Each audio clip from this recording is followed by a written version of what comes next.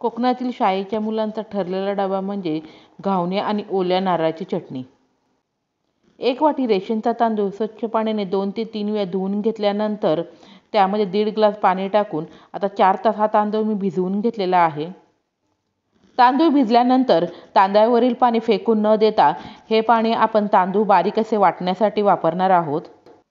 नेहमी तांदळाचे डोसे करताना ज्याप्रमाणे तांदूळ वाटून घेतो त्याप्रमाणे बारीक असा तांदूळ वाटून घेऊन त्यामध्ये 2.5 कप पाणी चवीप्रमाणे मीठ टाकून या ठिकाणी घावण्याचे बॅटर तयार झालेले आहे. ओलं खोबरं, हिरवी मिरची, कोथिंबीर, फुटाणे, आलं, लसूण, अर्धा लिंबाचा रस, पाव चमचा जिरे. आता हे सर्व जिन्नस मिक्सरच्या जारमध्ये टाकून बारीक चटणी वाटून घेऊन त्यावरती राई, कढीपत्ता आणि सुक्या मिरचीची फोडणी टाकून छान चटणी ते तयार झालेली आहे. आणि डोसा पॅनवरती छान पातळसर असे घावणे देखील पांढरे शुभ्र तयार झालेले आहेत. धन्यवाद.